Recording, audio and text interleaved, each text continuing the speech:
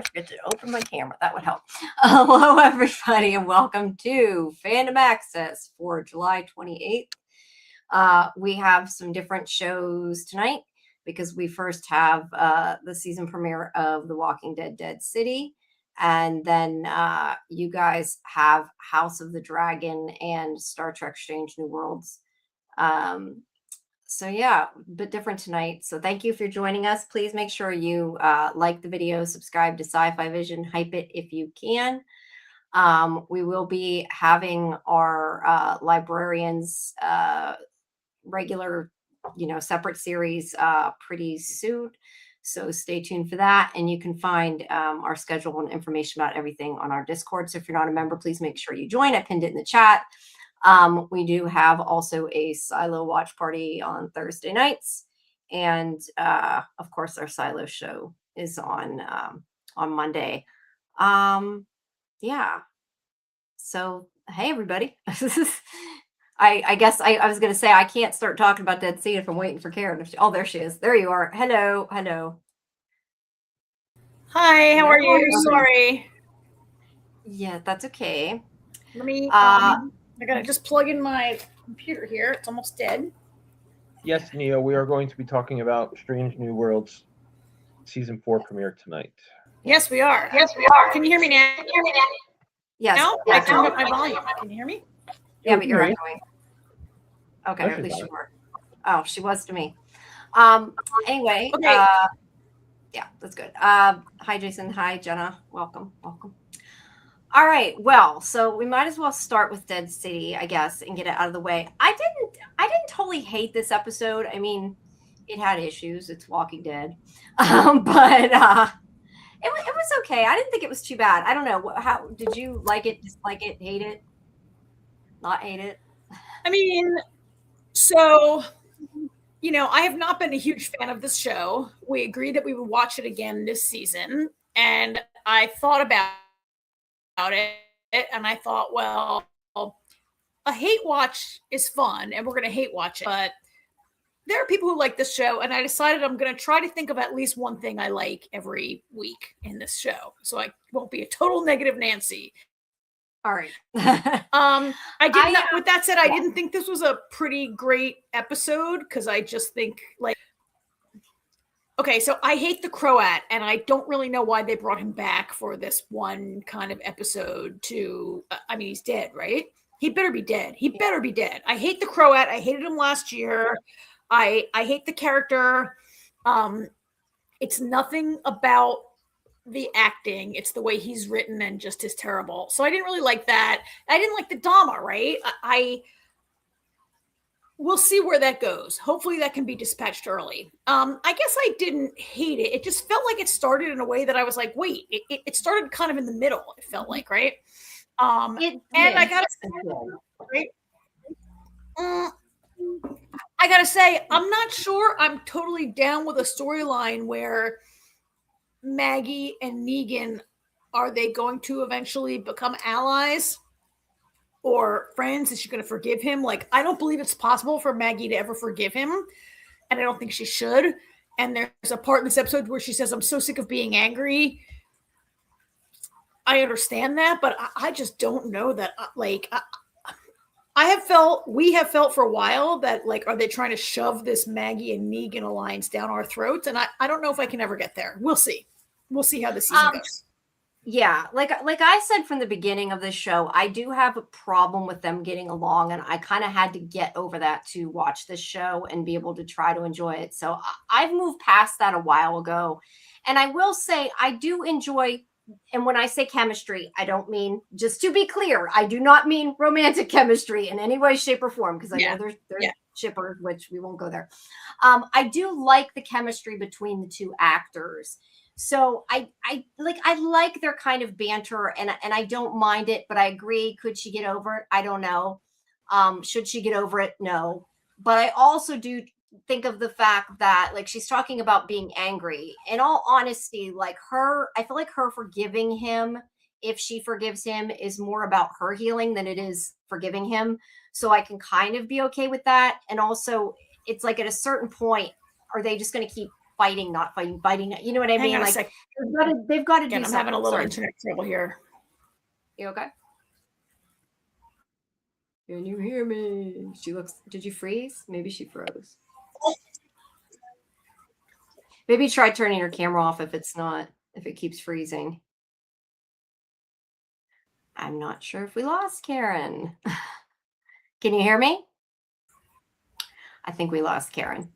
So I'll just keep talking until she comes back. You said she's having internet trouble. She'd be back in a second.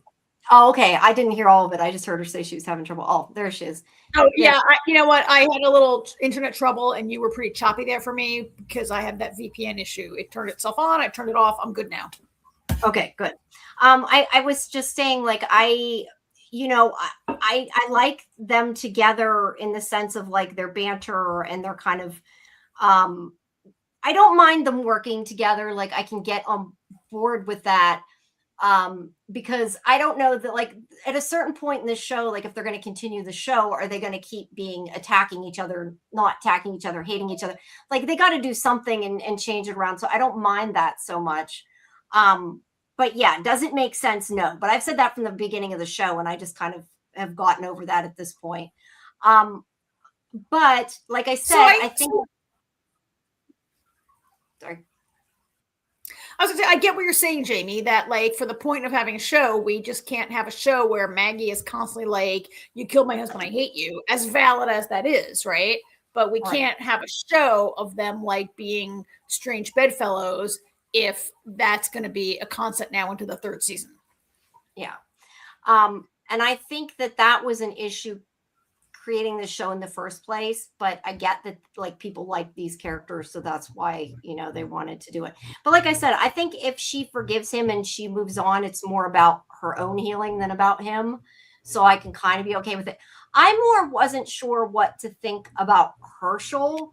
On one hand, I never got the whole he's brainwashed and okay with killing people, and I thought he was the worst character ever last season.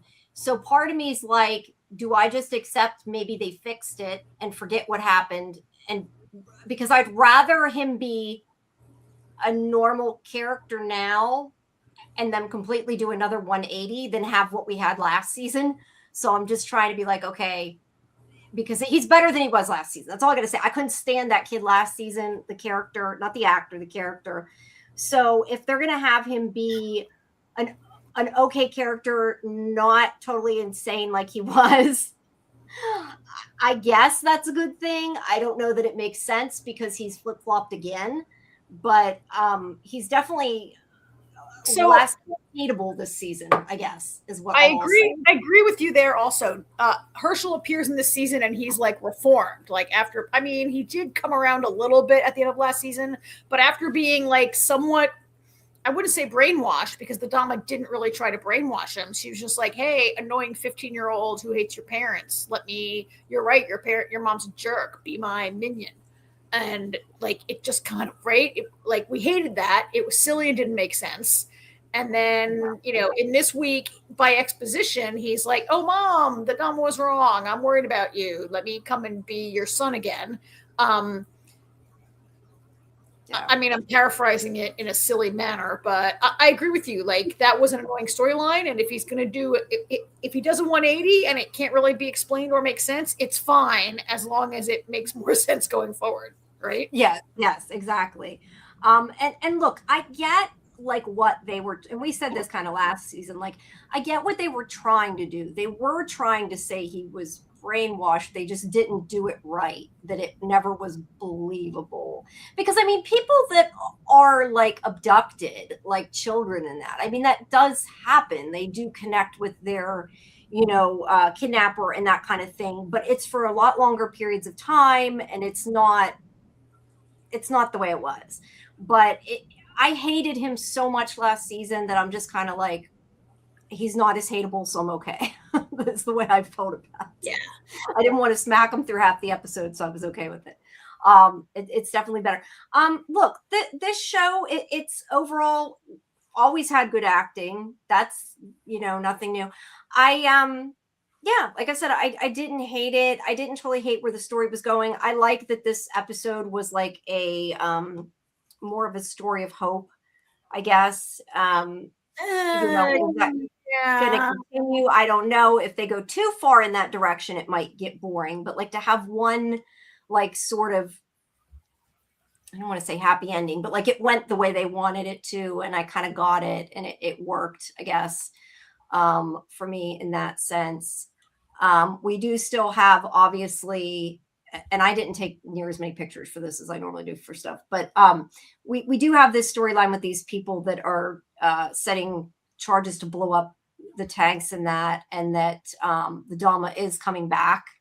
I would have wished they would have, to be honest, I don't really remember. I think they just kind of left that storyline hanging, but I almost wish it had just been like, okay, well, Herschel moved on from her, so they just moved on, because that I didn't like. I didn't hate the Croat as much as you did, but the Dama I really don't want to see anymore, and I don't know how that's going to go, but I guess we'll have to see. I mean, I don't like the Croat because I don't like the choices they made and how he's presented. And, I mean, we rarely mean to criticize an actor unless, in some cases actors can be really bad. The acting's been all. I mean, I don't really mean to I just never liked that character. I don't like the way they characterize him, the way he talks, the way he is so look, I don't want to say too much because I don't want to stray into a way where I'm criticizing an actor, because I do think that, and I forget that guy's name. I love him. His name is Zor. I can't pronounce his name anyway. So his name is very. We both interviewed him, and it's a name now that you're going to do that. I'm not going to. Zelko Ivanic plays him. Right? And we love him, and he's a great actor. The Croat to me is a very annoying character. The Dama is like, they both were not maybe believable villains to me, and the way the Croat is presented in this episode is again kind of, to me, I'm like, wait, he just shows up and starts stabbing people for no apparent reason at this party, right? Like that was a flash. I mean, to be fair, that was a flashback to before all this stuff went down last season with the end. It still makes no sense. It still makes I think it was trying to reiterate again that he was the way he was because of Negan. I mean, I guess that was the point of it. That was how I took it. I didn't mind him as much once he wasn't as evil, I guess. Like I liked him a little better last season after he left the Dama, so it didn't bother me as bad. I know you disliked him a lot more, but to be fair, you always hate Walking Dead villains because you're always like these insane killers. I mean, I thought Negan was a very good villain when he first was on the show. The Saviors were good. I thought that the Governor was good until they kind of made the Governor a little too much, right? Like there were some dead villains until they became eventually they all became complete psychos with no real motivation other than being psycho. And that's what really bothered me about this franchise after a while. Yeah, that's true. I didn't mean to, because I was texting you guys about this. I meant to go back and listen to this conversation, and I forgot to do it. Go back to listen to this conversation because I had texted you. I mean, I think this conversation was supposed to be funny. I found it funny the way they were just like swearing at each other so much. I don't know. Maybe it wasn't supposed to be, but I found it funny. The way they were just kind of berating each other, and that's why I said I kind of like the chemistry between the actors. I think it works. And this is kind of, I guess, where I felt like it was a little, if you didn't see the last season, maybe it felt like a little bit in the middle of it if you didn't remember things. Like I got that they were talking about burying Ginny, but I was trying to remember what happened to his family. He turned them away, right? Like his family's still alive. Yeah. Or am I wrong? Yeah. Okay. because he keeps saying he has nothing to live for and all that. And that was the one thing that I was irritated about, because I'm like, yeah, but your wife and child are still alive. So why aren't They're you? still alive, right? They were threatened by the Dama, but they're alive. Yeah. But he had to reject them to save them, right? Like his only way to like protect And in them the was scheme of things, I kind of question why he isn't right now like going to look for them if things are better. You know what I mean? I don't know. I just, that part, like, I think they got rid of that storyline though, because I think they didn't want to keep having his family or whatever, so they kind of changed it around.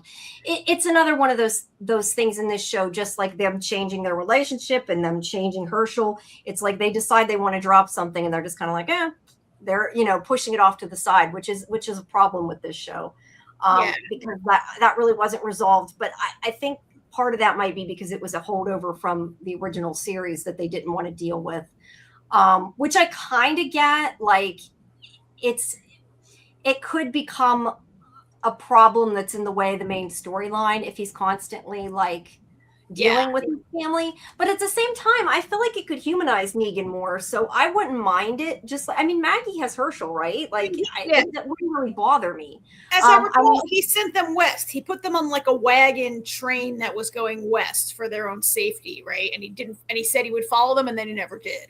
Right? Yeah, he's like, exactly. And it was for their own good, I guess. And we're supposed to feel it was a noble action or something, right? It was supposed to like ennoble Negan that he did that. Yeah. I just remembered the whole thing about him being in that, having that hallucination in the hospital. And that's why I was trying to remember exactly what happened, because I remember that mess. That was last season, but that was with his first wife.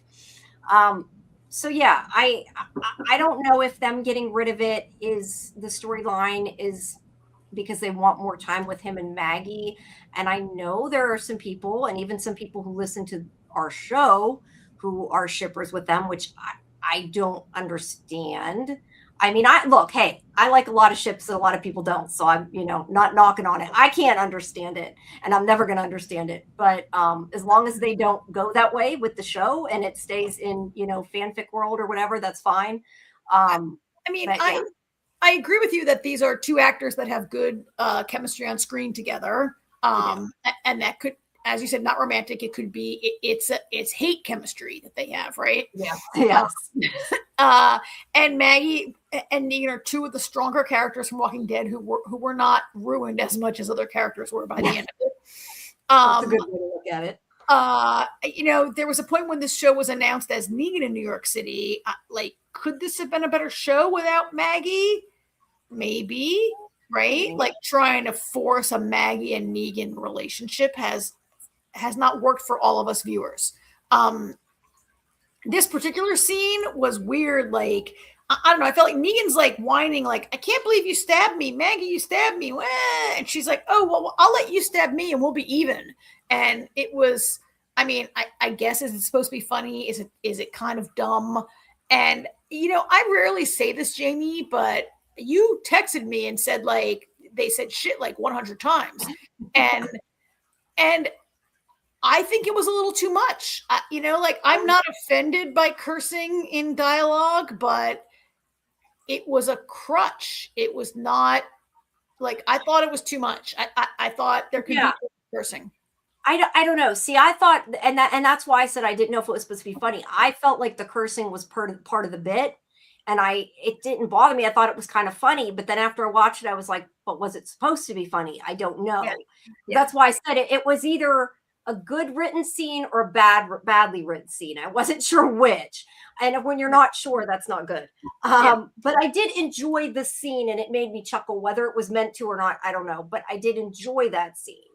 And I thought it was funny, even the fact with like Maggie telling him to stab her, like, he's not going to, but that's what I'm talking about. Kind of like they're arguing their banner, they're fighting. I kind of like that, as long as it works in the right way. And I think that it was funny kind of for the introduction to the other characters, because they come into this, happening and have no clue what's going on. And she's like, I'm not part of this. Did you not see he was going to stab me? And it's like, she told him to. So yeah. Yeah, I don't Yeah. know. I liked the scene for what it was. Whether it made tons of sense, I don't know, but I did like the scene. I mean, there's a little bit where this sets up. This is an episode. Negan's a total whiner through the entire episode, and it like starts here, and Negan is he's very kind of negative and whiny, and he's like a little emo throughout a lot of it, and it's not really Negan. And I guess that was kind of my point. Like, if his family's alive, why is he so Oh, well, I mean, because he doesn't intend to ever see his family again, Jamie. His family's not a thing anymore. His family might as well be dead to him. He sent them to Missouri. He's never going to see them again. For all intents and purposes, he's dead to his family. I guess my point is, if he's that sad, why isn't he trying to find them? But I just feel like he's just generally. I mean, is he sad about his family? He's like, oh, that baby will never live. Oh, every this and that. He's like a real negative Nancy in this episode, and he's kind of emo. And I feel like, I guess for me, it was kind of abrupt because this show's not been on TV for like over a year or whatever, right? And and I didn't go back and watch the season finale. And I feel like this episode almost picks up immediately, and you almost have to have watched the previous episode to appreciate this Negan. Because I was like, wait, why is he being like this? Like hard ass Survivor Negan. It is more interesting. Not that a Negan who is changed cannot be interesting to me, but he was like, I'm like, wait, who is this guy? This is a person that can't live. Like, how can a person with this attitude live much more than the next day or two, right? Right. But we find out at the end of the episode, that was kind of the point. Like, he was saying, I was upset you didn't kill me. Like, I think he had given up. Yeah, but that's not I don't know that I buy it. I'm just saying that wasn't earned, I don't think. Yeah. All right. So we meet these two whoops. Okay, let's see. These two characters. Okay, I don't have two of them in the same scene. These two characters. I was like, which character that? Luis and Renata and Luis. Yeah, Luis. Sorry, where's the picture I have? There we go. That's not a great one of her, but she's. I know her from Amy Garcia from Lucifer. I'd known she was going to be on this. So yeah, they come and they're looking for the Croat. So they're like, you guys work with the Croat. You're coming with us. They won't listen when they're like, no, we don't. We're wanted. They're going to hang you. And they won't listen. And yeah, they just kind of come in the middle of it. So they take them. But they're like, oh, Negan, you're the Croat's right-hand man. That's why they want to take him, right? Yeah. That's why I did think it was funny when Negan's like, oh, she's his left-hand man. And they're like, buying it, and they have no reason to buy it, but they won't listen to Maggie. So I did think that was funny, because Maggie, wants nothing to do with it. And then Herschel pops out of nowhere with a personality transplant. With a personality transplant, and there's an explosion, but he is alive, and he is on their side now. There's a fight scene between them and some walkers. I did like how kind of they had to fight tied up. Look, it's something a little different, right? And how she's like, I'm sorry about this, because she's like ready to push against his back that she stabbed him in. I thought the same thing, Jamie. I did appreciate the fight scene with both of them with their hands tied behind their backs was a new way of doing it. I did not do a picture of that. I didn't appreciate the walker at the end. Do you have a picture of that walker with pipes in his head and whatever? No, I did not. I didn't. The one with the pipes. Yeah, I don't. So, I don't always appreciate the way they have to make a new, more outrageous walker with new. Walkers who are maimed and have things attached to them, and who are I don't like the way they try to make a new, more outrageous walker all the time. Doesn't resonate with me as much as finding a new way to have them fight. They both have their hands behind their back. They have to literally back each other up back to back and fight together, which to me is kind of an interesting Maggie and Negan, right? And she uses a jackalope head. I thought of you. The head. Yeah, I was thinking though, if it was me, I would have used it to try to maybe cut my bindings instead of worrying about smashing the walker. But yeah, but they do get them. And then there's the part where they find the Croat, who I wasn't entirely sure if he had been bitten or just hurt, because it didn't look like a bite, but I guess it was supposed to be a bite, because otherwise it didn't make sense. Bite, but so turns out that the Croat blew up. The explosion was the Croat blew up all the methane because New Babylon. God, Jamie, one of the things I hate most about this show is the stupid New Babylon cowboy sheriff ranger people that we saw in the first scene. Like, why? What is with New Babylon? They're like not at all a threat, except they show up every now and again and are like vaguely threatening. And they wear these like cowboy clothes and they're like, I hate them. But anyway. Yeah. The ones at the beginning, though, were the dumbest people. They weren't. Yeah. But the Croat says he blew up all the methane because he can't countenance New Babylon getting the methane. Right. Yeah. If I can't have it, nobody can, basically. Yeah. Well, he calls them Visigoths, right? He's like, they can't have it. So he blows it up and he blew up like half of Times Square or whatever, wherever they are, right? Yeah. And the idea for anybody who doesn't remember is that the methane from the dead bodies is how they're making electricity, which is actually pretty smart. And we've talked about how it's cool that they at least explained how they have the electricity. They should do it in the other shows too. I hate New Babylon. Yes. I don't love I hate them. I don't love New Babylon either. I also hate that they have this weirdo like cowboy frontier old timey justice thing where like they've reverted to this sort of like you know how they're like they're from Virginia, I think, right? But they like rule these colonies and they have this very like every crime like a lot of crimes are capital crimes, right? And they're very like and they seem to be obsessed with catching Negan, which I'm like, don't you have a shit ton of territory you're trying to police and be in charge of? And you're with this one guy who went to New York, like whatever, who cares, right? Well, now they're after Maggie too, of course. Oh yeah, not necessarily. Also silly, right? Like, do I want my fledgling government to be expending resources this way? But whatever. Anyway, they're in New York. We saw them in New York at the end of last season, and the Croats like whatever. I'm destroying all the methane because they can't have it. Yeah. And they he doesn't appear to be bitten. I think he's bitten, Jamie, because it does. You're right. It doesn't look like a bite, but he says like, I don't have much time. And they're dragging him around, and he's like, like he's dying. Well, that's why I wondered if it was from the explosion, because you even said like he better be dead. Like if he was bit, he's dead because it was like in his stomach or whatever. But if it was explosion because they have a doctor there, I could see them maybe saying he's not dead. But they made it seem like it was a bite the way they did it. Yes.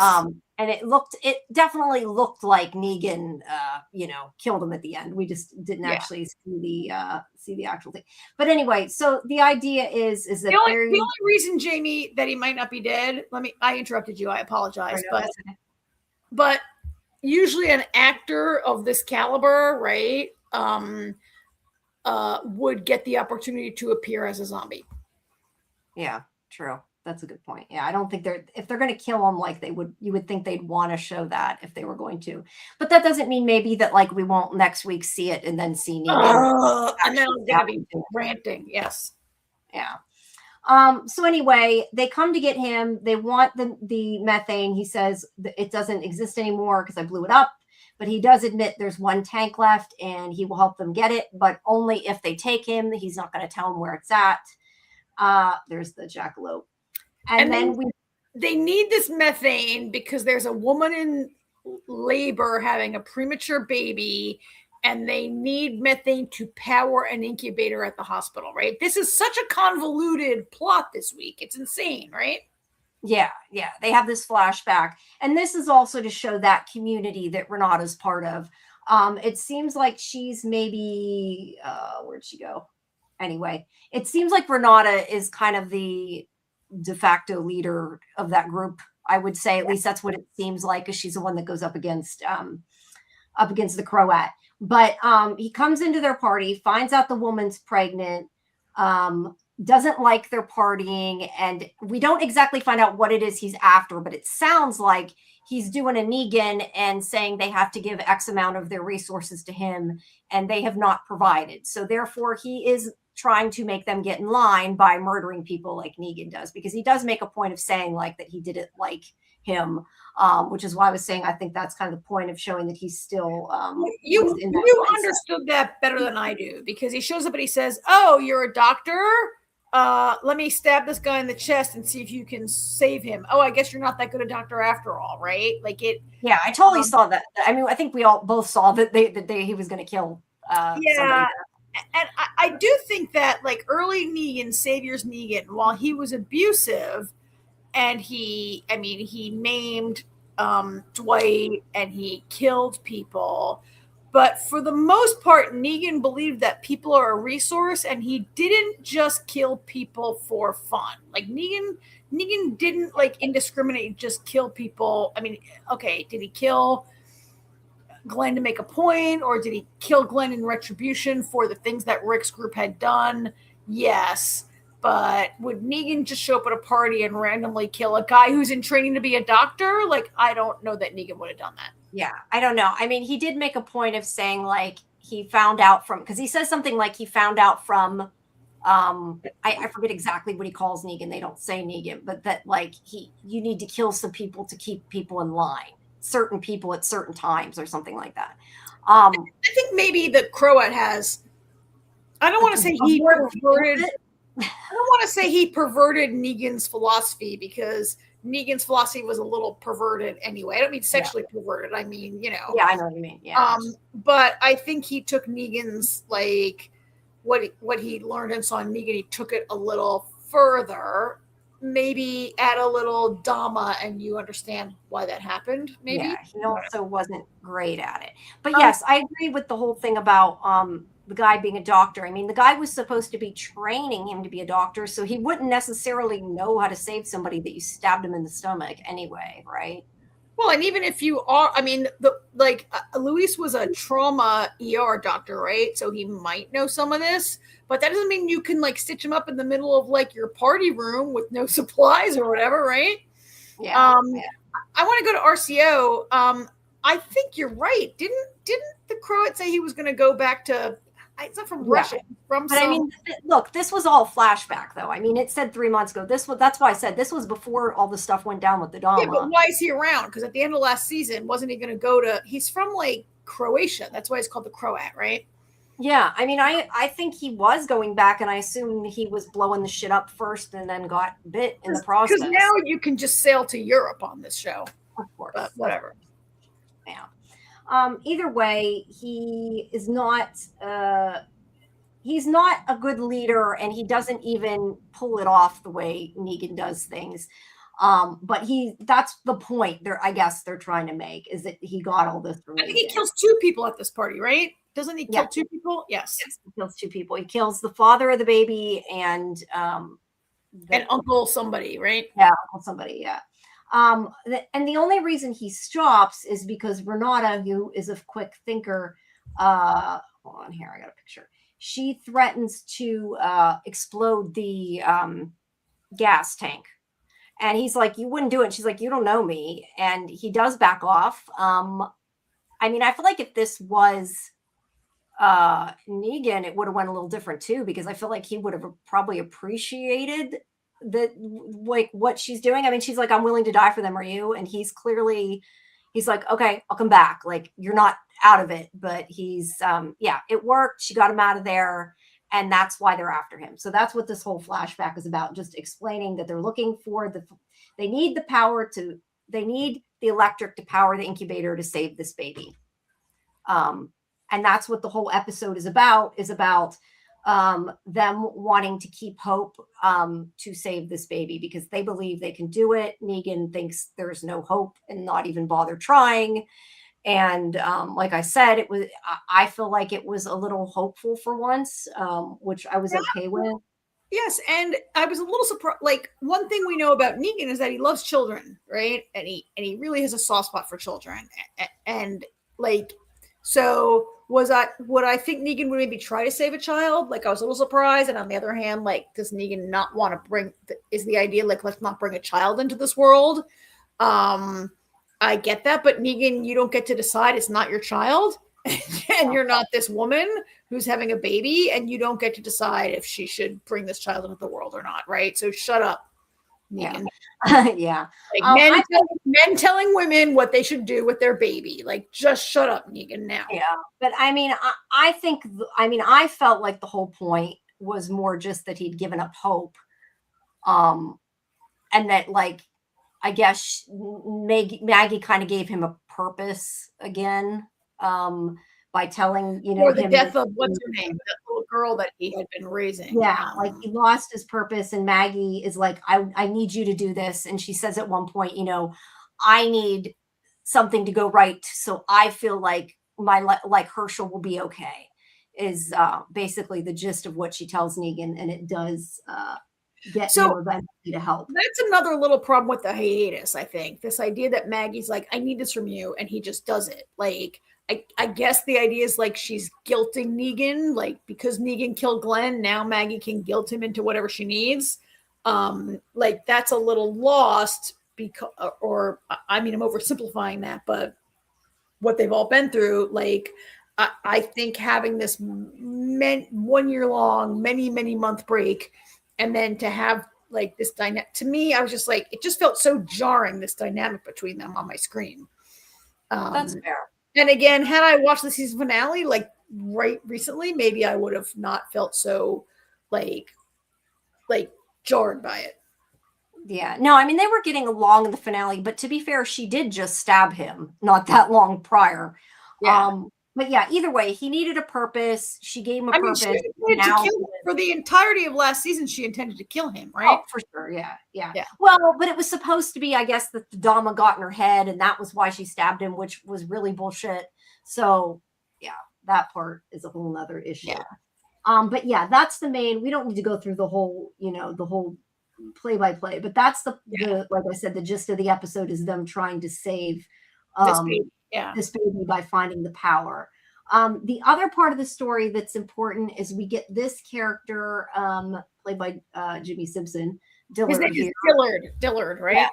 Yeah. Who, I'm not sure what to think of him, honestly. He's a little nuts, I think. At least I think Negan thinks he is at first, but he's also practical.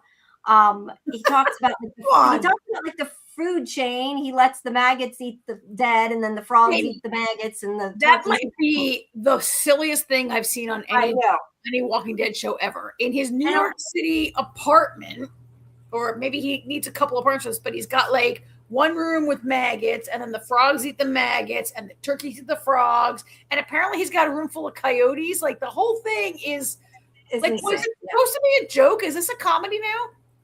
I don't know. And, the thing is I question, though, if the original is eating the walkers, would the people get sick? But I guess probably that's happening everywhere anyway, because the bugs would eat the dead.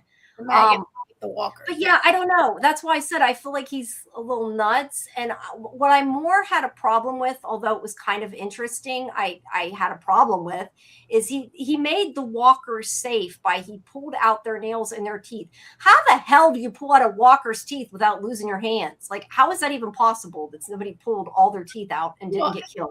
So do you remember early days that Michonne just completely cut off the lower jaw of her two walker boyfriends, right? Done. Yeah. Like actually extract their teeth. I'm not sure how somebody would do that. I know. And then he had cut off their finger. He didn't extract their fingernails. He cut off all their fingers, right? Oh, did he? I thought he said something like the nails were hard. I thought he pulled the nails out. He did, but I think he had chopped the fingers. Okay. I thought he pulled their nails out. I get it. B says a shark jumping moment there. She's talking about the apartment with the food chain. A shark jumping moment there, and I bet that apartment smells as bad as the walkers. Maybe it's a coyote jumping moment. That he keeps this in a New York City apartment, right? Upstairs from the bar. It's not like he's like in a I don't even know where, right? Yeah, I mean, look, he's a quirky character. I thought it was funny, but you're right. This isn't a comedy. It didn't make sense. I love the actor, but I just don't know what we're supposed to think. Did you know Jimmy Smith was in this season? I was shocked to see him. I had no idea. No, I had heard he was going to be in it. I was shocked. I don't know why, but I assume ultimately he's a villain. He might be. I think he could be. I don't know. He could also be another person who's going to join their team. Look, they need to add people if they're going to kill people, right? I mean, because they're not going to kill Maggie and Negan. They're not going to kill Herschel. So sometimes they add people just to kill them. Yeah. And like, you do this. And like, pretty much every single person last season was an adversary. And like, they need maybe to, like, I mean, is this, I don't know where the season is going, but it seems like by the end of the episode, like Maggie is being convinced to stay in New York and make New York home? And are they going to try to like make something out of New York? They're going to need people, right? Yeah, that was kind of my other question that I wasn't sure what to make of, is that Maggie's like, oh, Herschel likes being here, because she tells Renata, like, you should bring your people to the stick. Is it bricks, sticks? I can't remember what it's called. Bricks. The bricks. Bricks, sticks, yeah. To bring them there. And I'm thinking, well, it makes a lot more sense if they have a big community to bring them there and then they all have power. But I guess they have a pretty big community here in New York too. I almost kind of wondered, and I don't know that I want it to go that way. I'm not saying I do, but my immediate thought was going to be, I wonder if it's going to end up that Maggie is going to try to take the power away from them after the baby's born to give it to her people.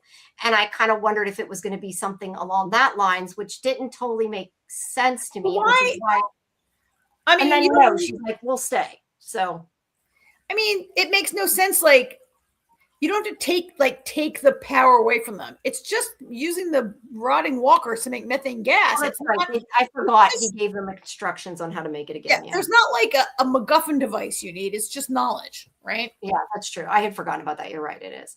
I mean, the only thing I can say is maybe they're doing that because it keeps them more in downtown New York. I mean, that part, I guess I kind of get, because that's where the show is supposed to take place and it gives them a reason to stay there. But I do like this group, and I do think that as much as they're saying they're going to stay there, clearly something else is going to happen to make them leave, because they're not, I mean, I could be wrong. Maybe the whole thing takes place right there, but it seems like, going by previews and stuff, like they're going to be, not like just settled down again, I'm assuming. So I don't know. I also like this group. I like Renata and Luis. I like their group. I think part of the reason I like their group is because they're normal. Like last season, we saw these factions. We saw the Damas group and the Croats group. They're all crazy. And remember those guys who lived in like a church and they had shields and swords and they were sort of like they had some sort of ancient sort of thing. Remember those guys? And Negan like blew them up in their church or whatever, right? Yeah. We had these factions that were not really believable. Like we've had all these factions that revert to, I like that they're just normal people who are surviving, right? Which makes them to me a little more interesting than people that have to adopt some kind of shtick. They have no shtick. And that's why I think that, and that's why I could see even Jimmy Simpson's character like joining the group too, because they do need some more survivors. Although I do question, like, when are we going to see what's his face, like you said, the cowboy, I can't think of his name. Pearly. Yeah. I assume he's going to, be coming. Look, I mean, a big part of this story is against that militia. I agree. I don't love that storyline, but I don't always love that kind of, political power struggle thing to begin with. That. But I guess that I would rather see them fighting against New Babylon than against the Damas. So I guess we'll see how it goes. But yeah, I don't know. Like I said, I liked the first episode for what it was. And I liked that it was a more uplifting episode and that things went well. Obviously, that's not going to stay. I mean, this is Walking Dead, right? I didn't find it uplifting. I mean, Kelly agrees. They are normal and nice people. That was a thing that I liked about this episode. Yeah. No, I'm saying uplifting in the sense that they saved the baby. Like what they had set out to do, it worked. For once, it had a positive outcome, and like everybody didn't die. You know what I mean? It's not, like I said, it's Walking Dead. It's not going to stay like that. But I don't know. I thought for a premiere, I thought it worked. But now Negan is, he's willing to follow Maggie. Obviously, he did it to try to save the baby. The baby's saved. But that he's going to continue on with her wherever she goes, because otherwise there's no show. I don't think they're going to get rid of him. So, I guess we'll have to see why they go wherever they go. Or I guess they're going to fight New Babylon too. So I guess we'll have to, Yeah.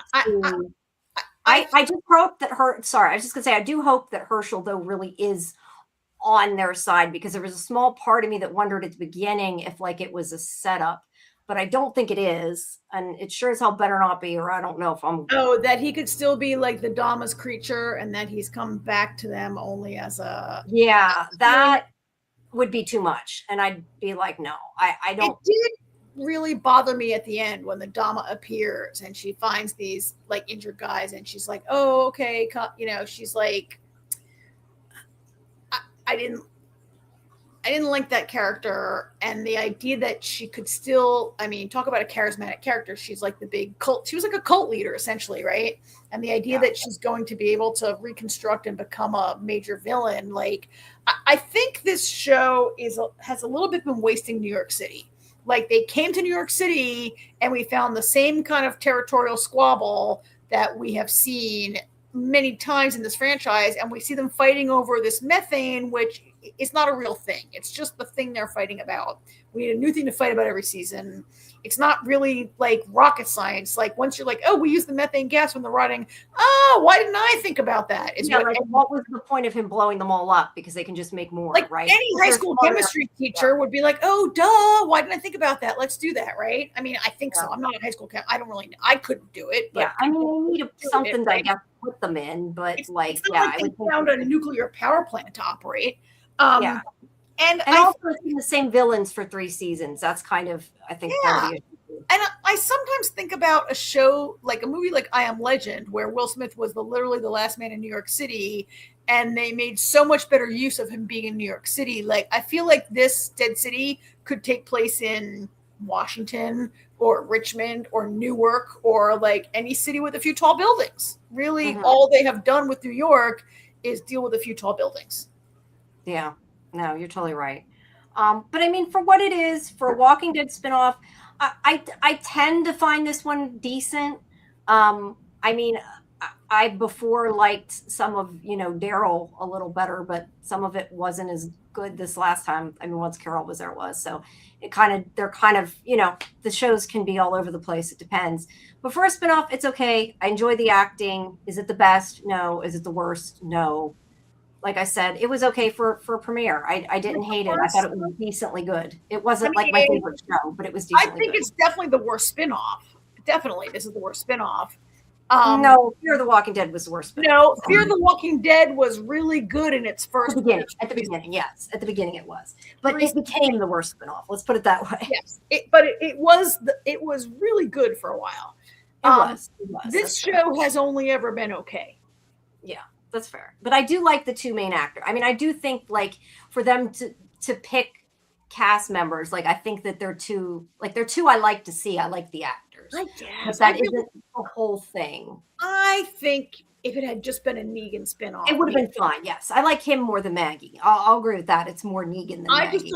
I don't like this like pairing being shoved down my throat that they should find a way to work to, like, I just like, to me, I'm just not maybe ever going to be receptive to the idea that Maggie and Negan should like make nice.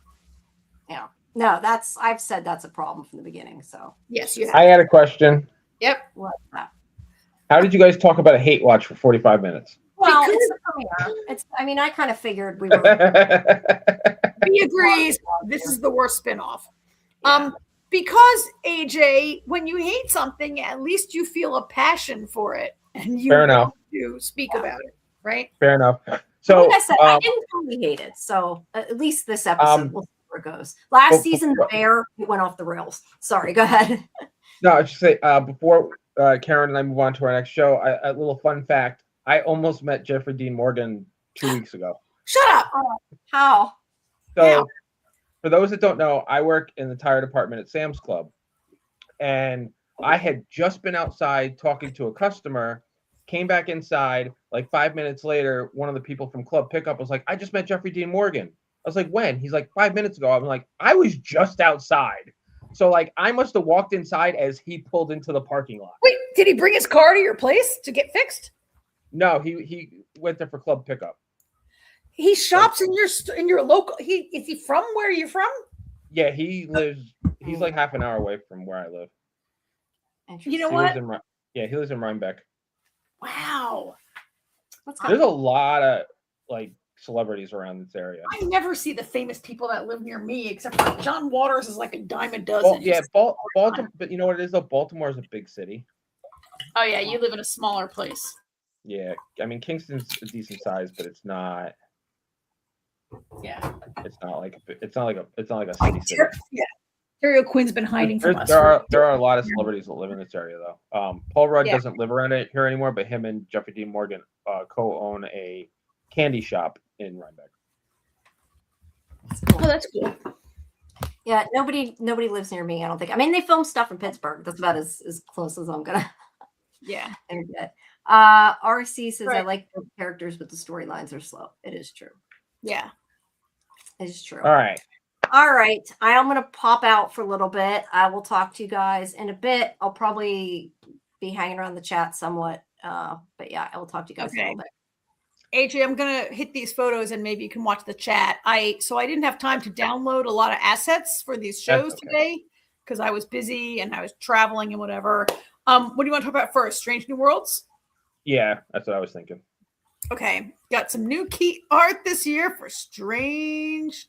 Where is it? Come on. You just had it. There we go. Strange New Worlds. Season 4 premiere. They did not include any photos of dinosaurs in the photo dump because I guess that would be spoilery, right? AJ, how did you like this season premiere? I liked it. It was a fun way to start the season. Not a lot really happened. I mean, it's one of those time travel episodes where what happened. So there was nothing they could have done to change the future because it turns out that they created the future. Yeah. I was thinking about it and I was thinking about what happened, which we always say, which, is kind of from Lost, but also part of so many shows before and after. I agree. It was a good adventure Planet of the Week kind of episode that had a really good twist. Like you meet these aliens early on, who are very warlike, right? They meet these warlike. They go through this solar storm. Is that what it was? It was interstellar squall. An interstellar squall. And it bloops them to someplace they don't know where they are. And they meet these very aggressive, warlike aliens, race of people who are like, oh, we need we're taking over your ship and taking whatever we need because we're in a war and we need whatever we can get, right? Basically. Is that a good summary? Yeah. And then and I gotta say they had some pretty awesome technology for 65 billion years ago. Right? They were more advanced than the Federation, I think. Well, I don't know about more advanced. I mean, they had the phasing technology, which we don't have in the Federation, but they don't have warp speed. They have impulse. I mean, they're pretty advanced for 65 billion years ago. Just goes to show how much we lost in between. But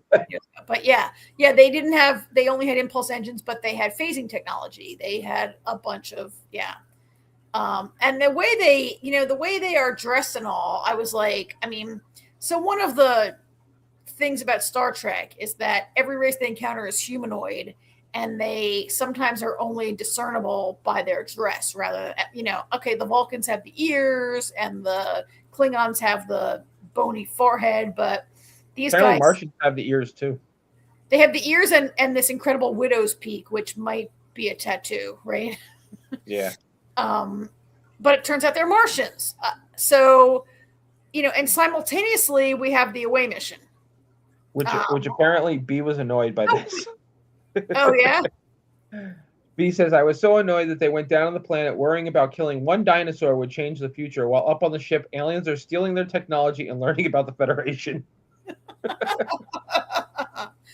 Yeah, they spent a lot of time being like, let's not hurt the dinosaur. How do we stun it but not kill it? How do we, right? Let's shoot it in the mouth. Let's this and that. And it's a T-Rex. Yeah, I mean, not for nothing. We know the dinosaurs went extinct. So what is killing one T-Rex before its time? Yeah. And I guess they didn't even really know they were on Earth at the time, right? They see not at first, no. They see these creatures. I mean, why would they really recognize a dinosaur? They're from, I guess that, they're not all Earthlings, right? 2 of them are Earthlings. No, one of them. One of them. Only one of them is from Earth, right? And why would they even really know? Okay, we know what dinosaurs look like, but let's say another couple centuries in the future, like whatever. They don't really get it at first. We see that it's a T-Rex and we know right away. And it's it kind of made me think a little bit. Remember that Doctor Who episode where they have dinosaurs on the ship? Yeah. And speaking of Doctor Who, how about Pelia's comment in the beginning of the episode? She's like, I saw an interstellar squall once, but I was in a phone box at the time. Oh, yeah. That's not the first time she's made a Doctor Who reference. No, that is not the first time she's mentioned the Doctor at all. I love these little Star Trek and Doctor Who references towards each other. And we saw a TARDIS last season. Yes, yes, we did. Ago, right? Yeah. I mean, Doctor Who exists in the Star Trek Strange New Worlds universe. Yes. So I got to agree, though. What was that, B, that you posted that comment from just now? Yeah, it was B. They are making a huge deal about a dinosaur, and meanwhile, up in space, like Martians are literally like. I liked the way it went with this, like what happened, and they, in the end, Pike has to make this decision where he's like, so it turns out that there's an extra planet that we don't know about. Yeah. Right. Yeah, the fifth planet. Pike's like, that's not the like Jupiter, and like, no, a different one. He's like, that's not right. Yeah, I love that it's an arachnid species, which also made me think a little bit about like what's that movie? Starship Troopers. Starship Troopers, right? Where they're fighting like a bug species. Yeah. And he has to make this decision like the Martians have stolen their technology. They're going to blow this planet up. Should we let them do it or not? And everybody on the bridge has a different opinion. What were you thinking about it right then? I kind of thought early on that what happened. I early on I thought it doesn't matter what happens, but it is an interesting dilemma for Pike to have. Yes.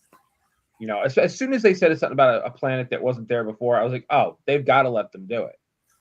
I thought it was pretty obvious what had to happen, but it's still a moral dilemma. On one hand, okay, this is the future we know, but how do we just let them eradicate an entire species? I mean, which is so anathema to the Federation to allow that to happen, right? To have a species wiped out. But, I mean, Pike is right. They have to let it happen. You never know what can happen if they don't. Yeah, if they don't happen, they don't happen. The Prime Directive is ultimately about non-interference, right? Right. And how could you interfere with? I also like the way this. I mean, I think it's a little rare for Star Trek to do a pure time travel episode like this. We have seen different kinds of time travel. Sometimes it happens on the holodeck. Really, it's not true time travel. It's like holodeck story there in the past. Sometimes it's a planet that is like at a similar state of history. Sometimes it's true. I mean, we saw Shatner literally go in the past, right? Sometimes they literally go to the past. That's what I was gonna say. I think it's like a requirement that every Star Trek show has to have at least one time travel episode, because every one of them has had a time travel episode. Like maybe one in its run. Yeah. Right. Yeah. One in its run. I mean, The Next Generation had like one that I can think of off the top of my head in 11 years. You know what I mean? Like, like there's enough episodes they can all have one time travel. So I'm trying to think of what the TNG one was. And did they really like? I like the way most of these I can't think of what it was offhand. You might have to remind me, AJ. But usually these on Star Trek, they're not true time travel. Like in this case, they go through the stellar squall, or maybe Q could toss you into the past or something like that, right? It's not like they know how to travel through time. one thing I liked about this episode, AJ, was the way. Okay, Stranger Worlds is a little light. They don't get too deep into the characters like problems, but the way Pike has been struggling now for into the 4th season with he has seen his future and he knows what's going to happen to him, right? And he's accepted it. And I kind of like the way they don't really bring it in that hard, but they touch on it a little bit in the beginning, and he's got this chance to be promoted. And here's a captain who knows what the future is going to be and has decided not to interfere, and now he's conflicted with this idea of should I interfere with what happened in the past or let it happen. Exactly. I feel like I wonder if as we get closer to the end of this show, is that going to become a bigger deal? Pike's future? Yeah. I mean, his struggle with it. We know it's not going to change, right? We know what happens to him. We've known, I mean, this is canon from the original series, and we know that Pike has resigned himself and made the decision that he's not going to interfere, because I think a bunch of like cadets will get killed if he changes his mind, right? Didn't he see what would happen also if he tries to change it? Yeah. I mean, ultimately, it's going to come to pass. I mean, we technically know Pike's future. Yeah. You know? So, B says Picard traveled to the past to meet Guinan. Yes. That was yeah. But that was on Picard, not TNG. That was on Picard. Yeah. The TNG episode. I'm thinking. Oh, see, B beat me to it. Yes. B, you're correct. It's Time's Arrow. That's the one I was thinking of. When they go back to like the 1800s, like the 1890s, because they find Data's head in a cave. Oh yeah, yeah. So, B's yelling at me. B's yelling at you. Yes, no, AJ, it was on TNG. I don't remember that episode. I remember when he goes back. I remember in the Picard episode. Yeah. When they went back in time. Yeah. I don't. Okay, I'll take your word for it, B. I don't remember the TNG one. I think whoever has the stronger feeling is right, and we're gonna go with B.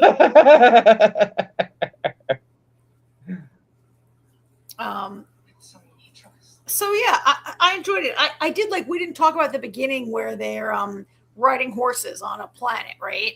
Which, that was fun. Yeah. It was fun, right?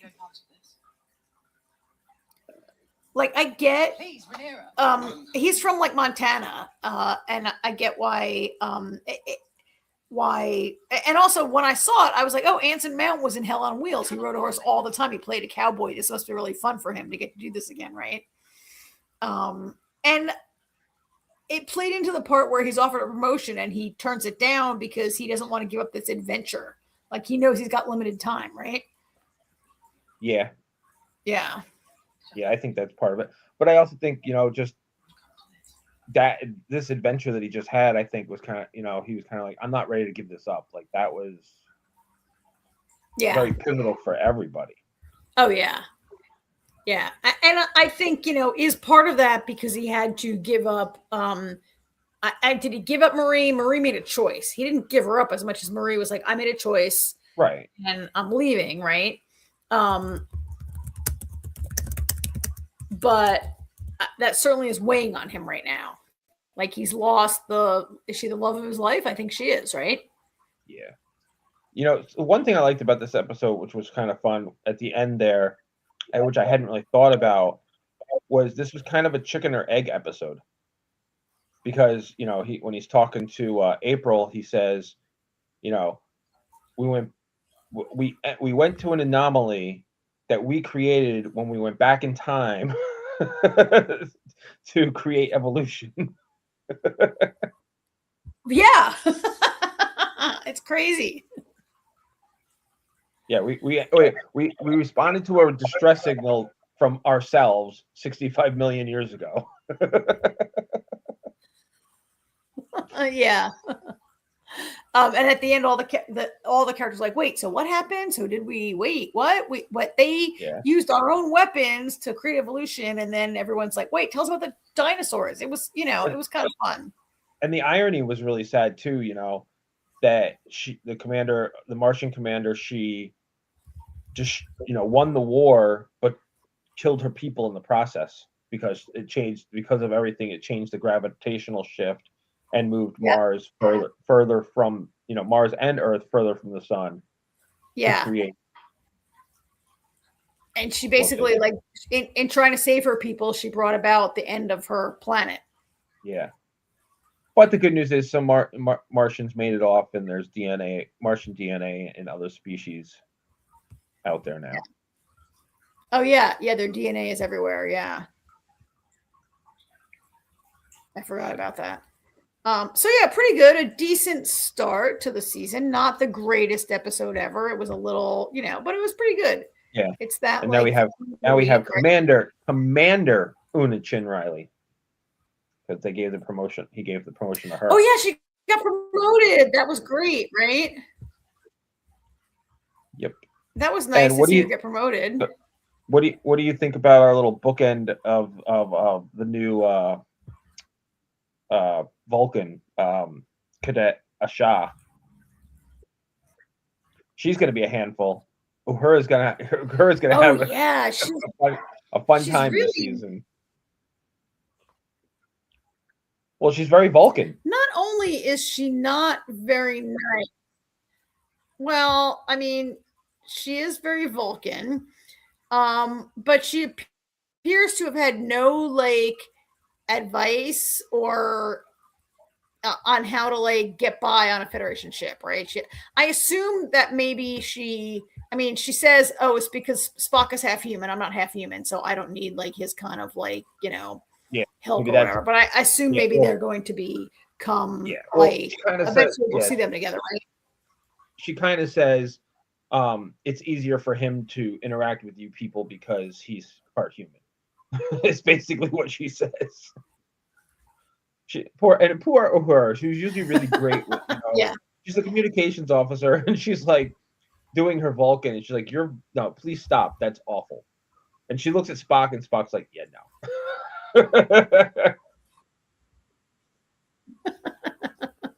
Yeah. So yeah, she's gonna be a handful. It's interesting they decided to add a character and that she's the character they added, right? Well, it's definitely gonna spice things up. I mean, we've got 2 seasons to go before the end, so you gotta shake things up a little bit. Yeah. B says she is very Vulcan. I didn't like her, but I don't know if it's just her Vulcanness that made me dislike her. I mean, we saw her for a total of 5 minutes. So, but she was really rude in every situation, and I think I just feel like a Vulcan that's going to Starfleet, they might be like, "Listen, you might come across as kind of rude. Be a little, We've seen lots of. You got to think about it though. This is before Kirk, where Vulcans kind of evolves into, or learn to be nicer over the years. Yeah, probably because of their best friendship.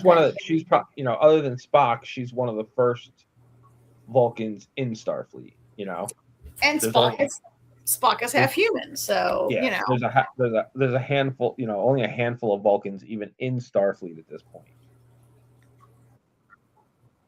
So yeah, and B agrees. That's true, AJ. I need to give her more of a chance. Yeah, so we'll see what happens with her. So all right. Shall we move along here? On to the other. Move along. Talk about House of the Dragon. Okay. This is the second to last episode of the season, right? Oh, is it? Yeah, you're right. No. Yes. No. Wait, there's 8. No, this is episode 6. No, this is 6. There's 8. 6. So we have. It's so funny. I never know what episode we're on. I just watch. I actually usually don't find out what episode we're on until we're on the show, and I'm looking up at what Jamie. What number was this? Yeah. You're welcome, B. B said thank you for the Star Trek fix. Oh, you're welcome. We'll be here every week with that now. Yes, we like our Star Trek fixes. I'm just sad that it seems like every time I turn around, the Star Trek show is ending. We got 2 more years of this. They've already canceled Academy. We do get one more season of that though. Yeah. And I don't know what comes after that. I think I find it interesting that these Star Trek shows are coming to an end as what's his face's contract is up with Paramount. I don't know. The showrunner. I can't think of her friggin' name right now. Yeah, I can't remember his name either right now because as soon as you say that, it goes right out of my head. But it's getting old. Sucks. I can't remember anything. Yep. All right, back to House of the Dragon. Yes, House of the Dragon. Episode 6. I forgot the name of it. I'll look it up in a second. A bunch of stuff happens in this episode. How'd you like it? What parts did you really like? Well, I thought of you in the first 5 seconds. I knew you must have been cheering, bouncing up and down on your couch. Kristen Cole is dead, finally. We knew it was only a matter of time, but that scene was so great the way he went down. He's like, I challenge you to single combat. I was like, and he's like, nope, that's not gonna happen. Yep, arrows, arrow, goodbye. Done. Not even single combat. He says, I'll fight the two of you, right? So right, yes, that's right. He does, yeah. He says, two of you, one of me. I mean, there's a kind of a it starts out kind of on a high note where they're like, oh, look at all these dead Tullys. Well, how are all these Tullys dead? Oh no, the Tullys are actually faking dead, and they all jump up, and there's this great battle scene, right? And I think, at what point did you know Kristen Cole was done for? I know when I thought he was done for. There's no photo of it, but I knew he was done for the minute they came upon the bodies of the fake dead people. Yeah, I mean his death has been foretold. And he basically foretold his own death last week when he was like, I'm the greatest fighter in the realm, and they're going to write songs about me, and Allison will like feel bad that she dumped me. And so this week when he reaches in and he still has Allison's handkerchief up his sleeve, literally up his sleeve. I forgot he had that. I did too. And he literally has it, and he ties it around his sword, and I was like, oh, this is it. He's done. He's done. Well, I mean, they were surrounded. There was no surviving this. And no. he says that's hilarious. Only on TV and film do we get to cheer the death for a death and not be considered a bad person. Oh my God, this guy is Kelly, the worst. And Kelly's glad he's gone. Yes, he's the worst character, right? He's the worst. He's not the worst character, but he's definitely one that we're tired of. He's been a pretty not great. Okay, when I say he's the worst character, like, I don't mean to say like they're writing a shitty character and he's ridiculous and he's like the Croat and he's got to go. No, he's just a terrible like character in the sense that I'm so sick of him and he's such a like, he's a mess. Kristen Cole is a mess. And as soon as he whipped out that handkerchief, I'm like, and yeah, that was amazing when he's like, single combat. No, I challenge both of you, but it's an old man and a little kid. Like, oh, okay, Kristen Cole, you think you're some kind of great guy? You're going to fight them? It's literally an old man and like a 12-year-old kid, right? Is that really such a great thing to offer to do? Well, to be fair, I wouldn't have. The old man has probably got a few tricks up his sleeve. Okay, but fair enough. And the trick was having one of his people shoot an arrow through him. So, question for you as a book reader: am I supposed to know who that woman is who shot an arrow through him? No, I have no idea. Okay. They did focus on her kind of interestingly, but I didn't really. Yeah. All right. So I wasn't sure if I was supposed to know like who she was, where she's from, what that's all about. No, not really need to know that. Okay. So what else happens in this episode? Again, I only got like a few shots here because I was very busy, but how about what goes on over here back in Harrenhal? This is getting it's a little slow. Yeah, I wish they would speed this up a little. I mean, we already saw half of last season. Remember when Damon was hanging around there having like hallucinations for like half of, was it last season or season 2, right? That was last season. and we were a little like irritated about that, right? Yeah.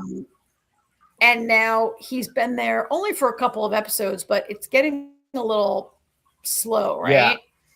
I don't know why they feel the need to slow this down so much. Like, just have them get it on already and move on. Yeah. Have them get it on already. So was anybody like this?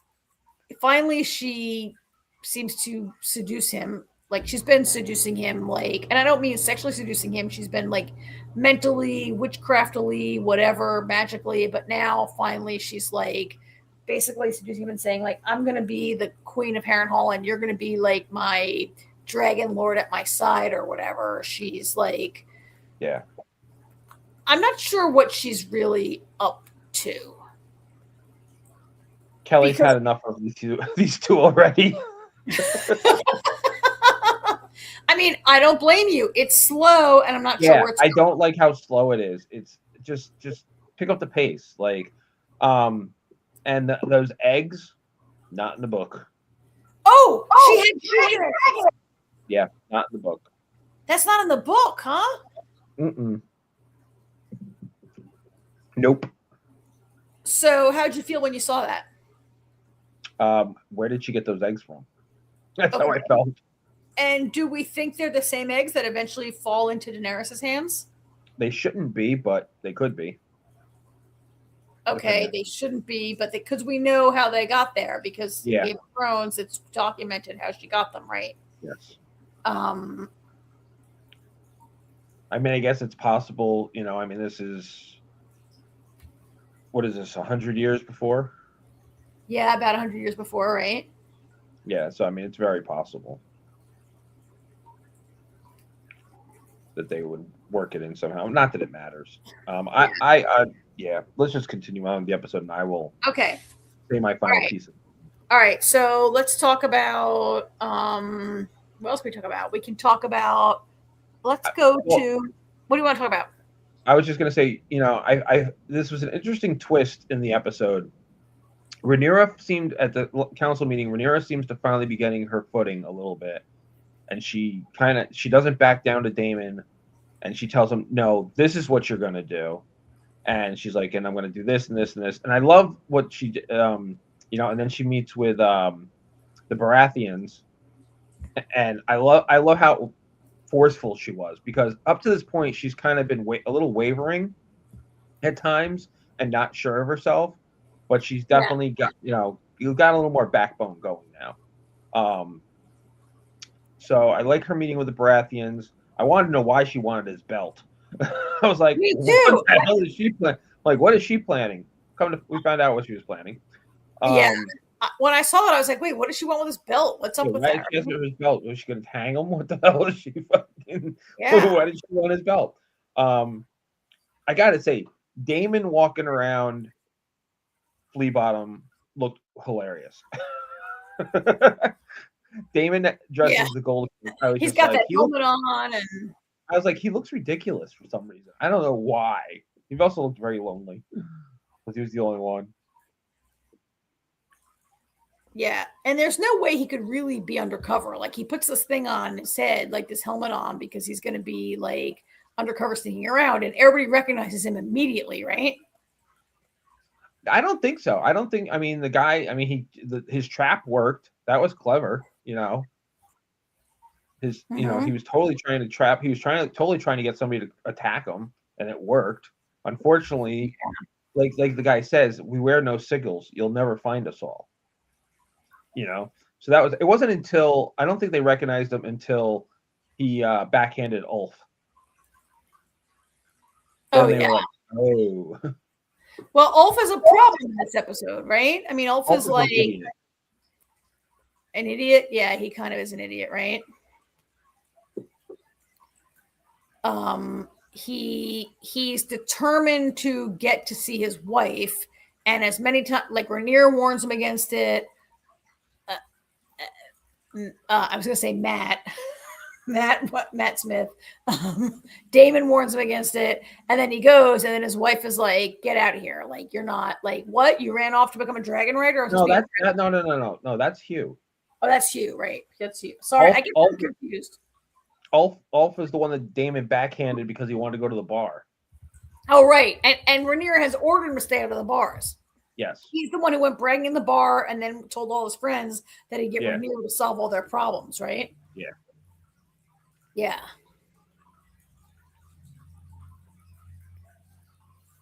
Sort of. We actually skipped the part when the gold cloaks turned in their cloaks.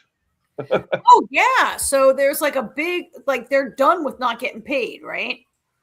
Well, they're done with dying. Well, yeah, people are like killing them. There's some sort of like, I mean, we don't know what's going on at this point, but there's some sort of Well, we do know what's going on. The High Towers have infiltrated King's Landing, and they're going around killing gold cloaks to create unrest. Yeah, I mean, I think like early, like last week, we didn't know who it was. We knew there was some like sort of, yeah. They're being paid in Darren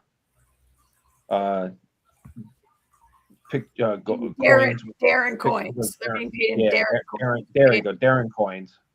Yeah, they're being paid in Darren coins to kill these guys, and it's very effective. Like Damon's like, oh, like 20 of my guys have been killed. I forget what he says, like 3 score or 2 score and 5, whatever. Like 20 or 30 of his guys have been killed, right? Yeah. And it seems pretty easy to kill them. It hasn't really been that like. Yeah, you would think the gold cloaks would be a little more difficult to take out. Yeah, they're supposed to be like the City Watch, for crying out. I mean, they're you know. Yeah, I mean the City Watch, like in Game of Thrones, they're kind of elite guys, and they were when Daemon created them, like last season, right? But they're not very effective, and they're so easy to kill, and they're sick of getting killed, and they're afraid, and they're getting killed, and they're not getting paid, and they're all like, whatever, we're done. And so Daemon has not done the one thing that Rhaenyra's asked him to for the last 2 episodes, which is like get the gold close, get the City Watch together, and get the city under control, right? Yeah. Yeah. Kelly says she thinks the High Towers could easily turn Ulf into a double agent. Oh, yeah, that could be possible. I think that's possible.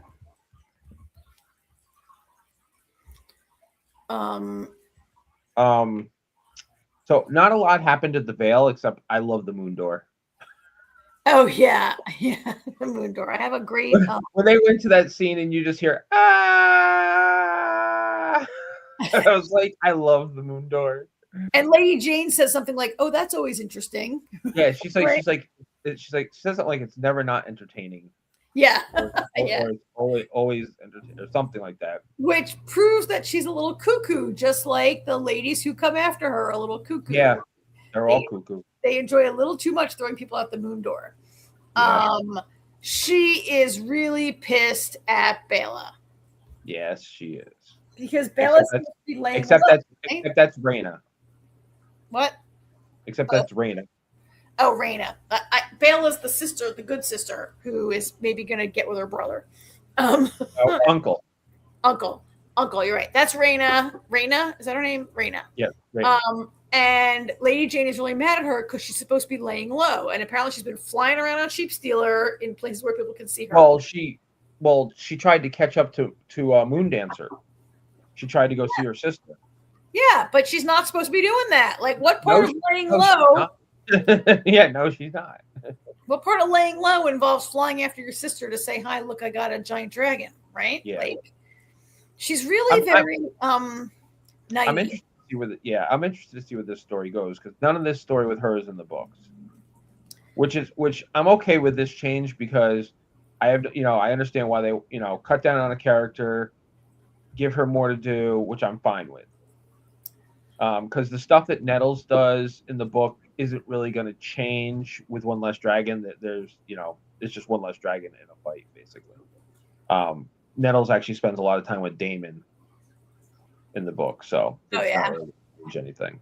I mean, so far as going kind of nowhere. I mean, she did have this big thing where she's in the battle last, But that's why I said I'm interested to see where they're going with this, because it hasn't gone anywhere yet. like they want to give her more to do, and she hasn't done anything. I mean, she's eventually going to have to enter the scene. Yeah, she's gonna exactly. She's gonna eventually have to enter something, get involved in something.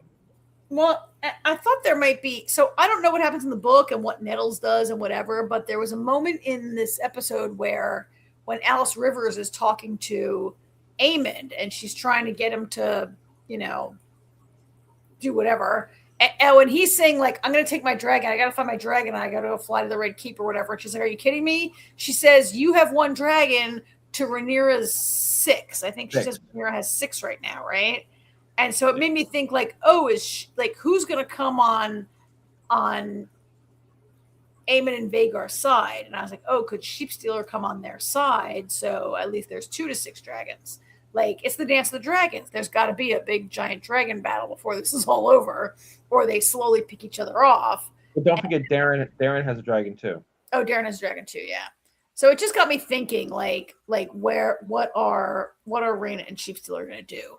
Like, could she go against Rhaenyra? It seems doubtful right now, but, like, they're not very nice to her. And look, Aemond's a Targaryen also, right? They're all Targaryens. You could easily pick a side.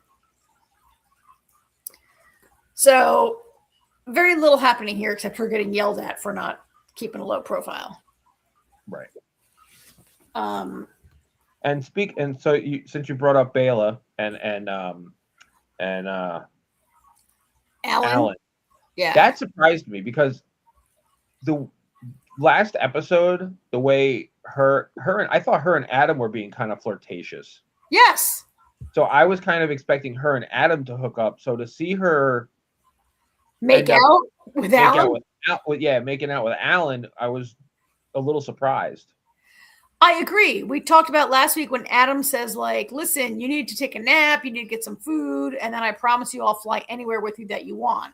And yeah, he said it in a cousinly manner, not in a, but to see these two. I don't know, there was definitely some flirtiness I felt to the two of them last week. At least that's how it came across. Yes. And it wouldn't be, her father is still part Targaryen. And no, that's her grandfather. That's her grandfather. Her father is Daemon. Her father's Daemon. And they marry, like, would Daemon marry her to an illegitimate? I don't know, but so much of the story these last couple of weeks has been about Corlys wanting Rhaenyra to legitimize his sons, right? Yeah. Could they get married? I don't know. You seem surprised. So is that a non-book storyline? Not that I recall. Okay. But if it is in the book, it was inconsequential and I forgot about it. But you're right. Last week, she seemed like the other brother was they were getting along great. I mean, maybe they're just going to be BFF. I don't know, right? But to see them making out this week was a little surprising to me. Neo thought the same thing. Yeah. I guess this brings us to the 2 main storylines this week. And I say 2 because one of them is really about what's happening at the Red Keep with Alicent, and the other one is about, like, Daemon and Otto. So which one you want to hit first? I don't care.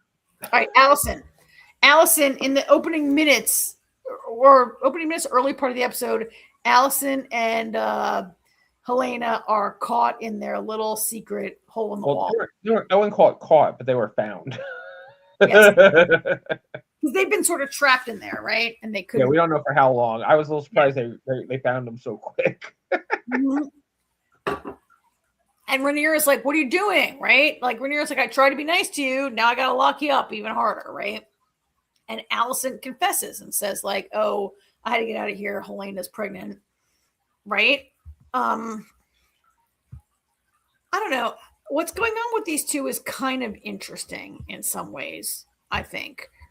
I think it's very interesting because these are childhood best friends who got pitted against each other.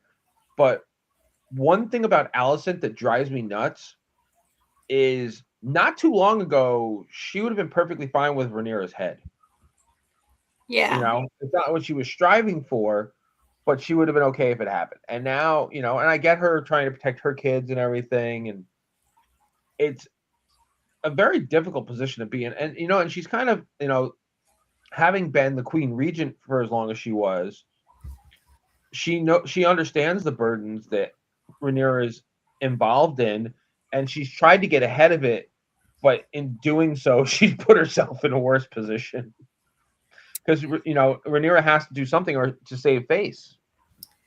Yeah, I mean, Rhaenyra's like, look, you took off, you keep running away, like I got to do something, and then you know, she confesses, and she's like, look, Helena's pregnant, I got to get her out of here. Like if it's a boy, you're gonna have to kill him.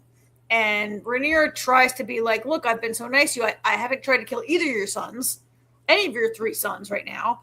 And well, Aemon, no, she wants to kill Aemon. Oh yeah, all right, but she's like, you know, and she just declared Aegon dead, so she has to go after him, and then she hasn't done anything for Daeron, and she offered, like, she brought fake Daeron to the Red Keep. She was gonna let him live, right? Yeah, she was gonna send him to the wall. Yeah. And then, you know, she's like, I would totally not kill it. And Olivia Cook, Allison's like, come on, if it's a boy, you're going to have to totally kill him. And then she brings up all this stuff about how Helena can like see the future or whatever. And Rhaenyra's like, okay, whatever. Y'all are locked up even harder with more guards. You can't go out to the Godswood anymore. You're locked up. Sorry. Like, I tried to be nice. She believed her about being a seer. She did. Yeah, she did. And now Allison has to go kill her little boy. Allison has to go kill her little boy. Oh, because this is where Allison is like, yeah, Helena, I know where he is. I know where Aemond is. He's in Harrenhal. And Rhaenyra's like, no, he's not. We've been searching. She's like, no, I'm telling you, Helena is a seer. She saw him. He's there, right?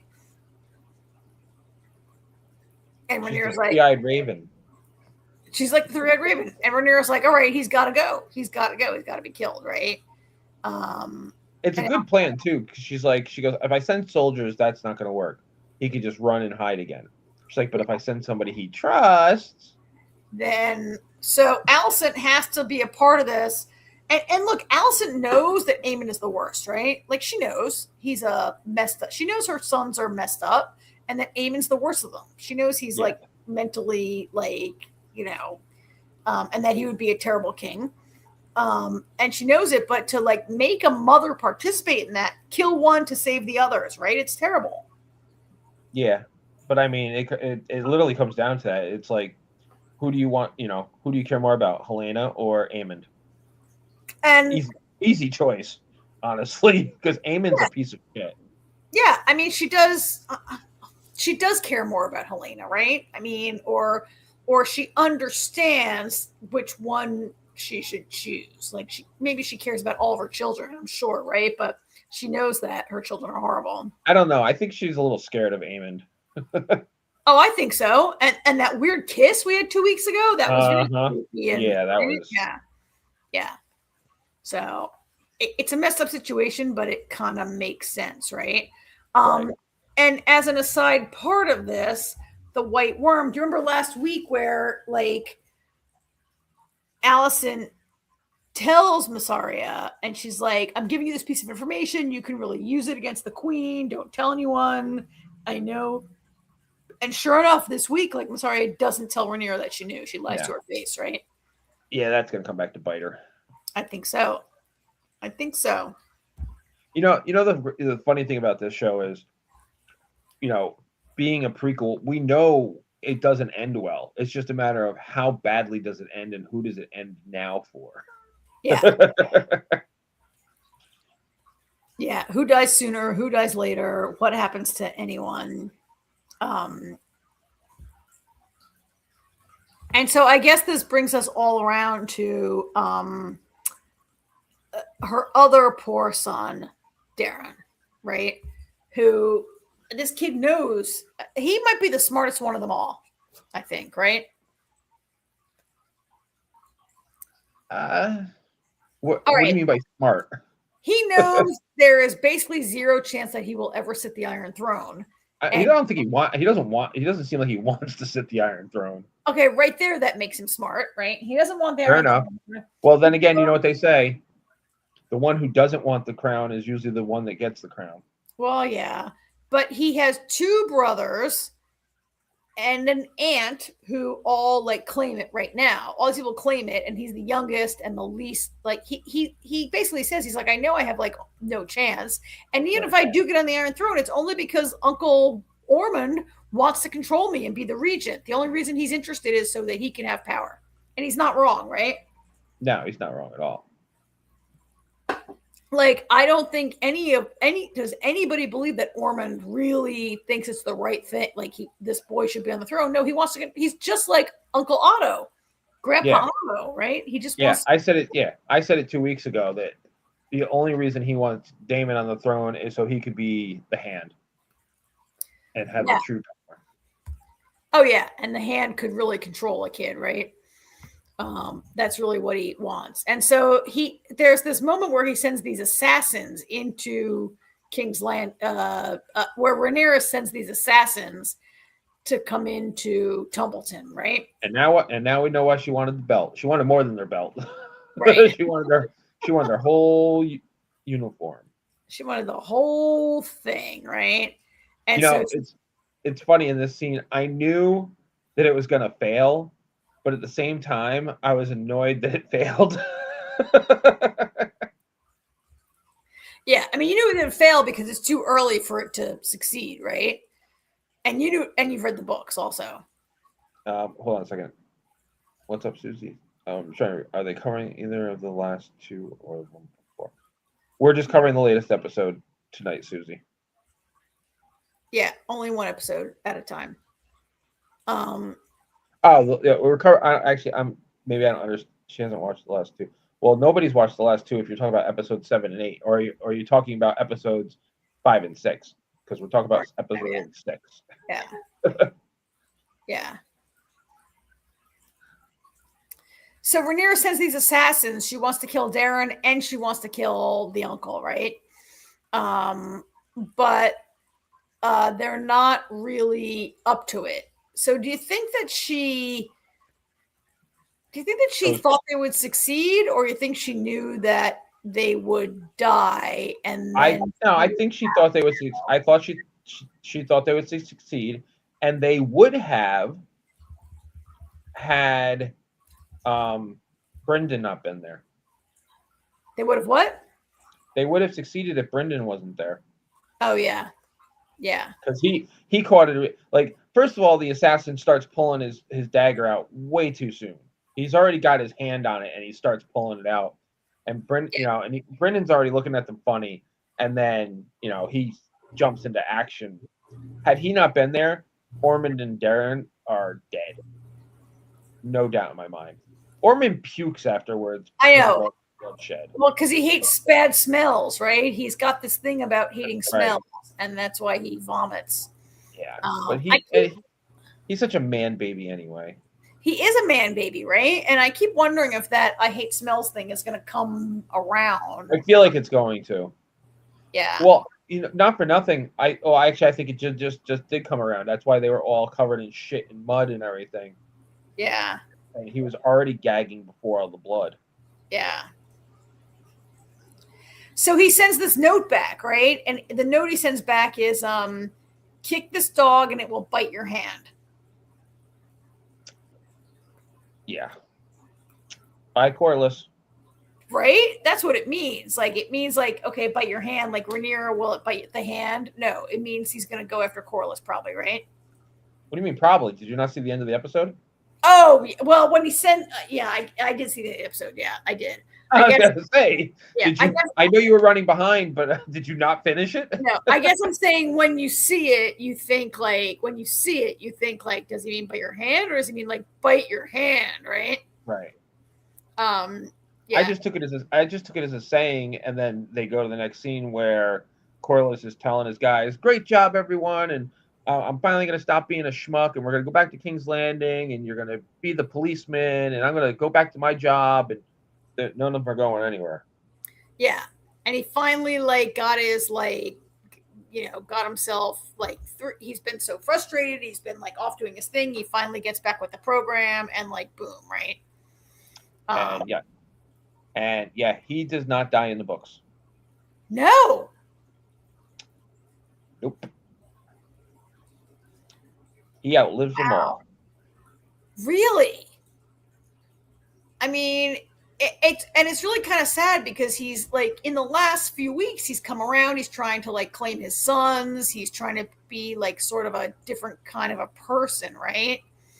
And then he gets captured by Lord Ormond and whatever. You think he got captured? I thought they killed him. I mean, I think they captured and killed him.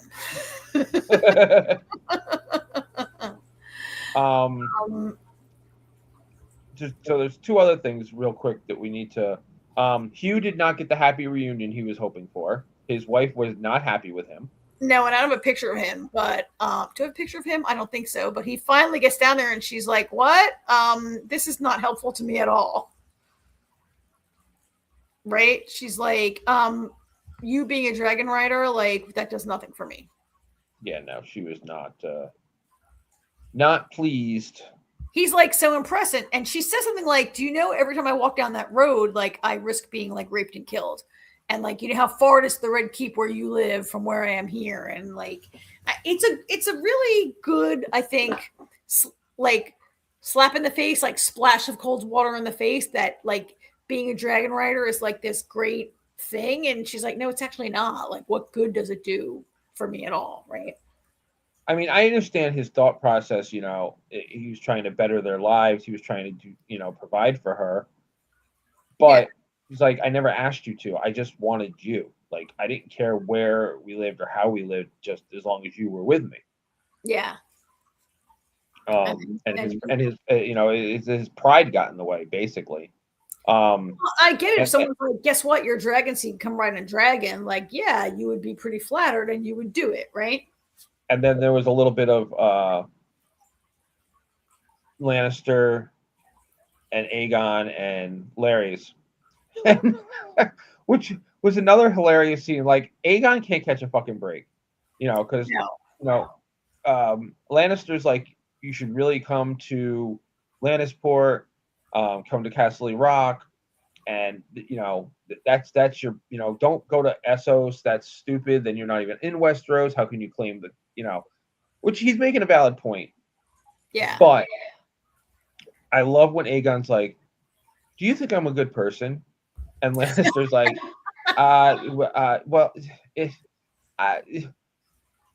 and he's like, okay, we're going to Essos. Yeah, I mean, I have kind of been along with Lord Larys, who has been like, oh, you Lannisters only want Aegon to come to Lannisport, so you can be like, now we can, the power to cruise to the Lannisters to say that we have a king staying here. I mean, he's not wrong.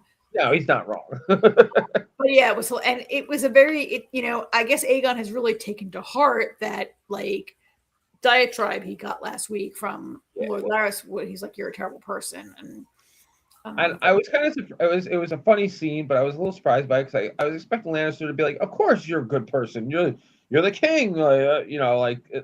At least start out like that. He does say like, oh, I would never say,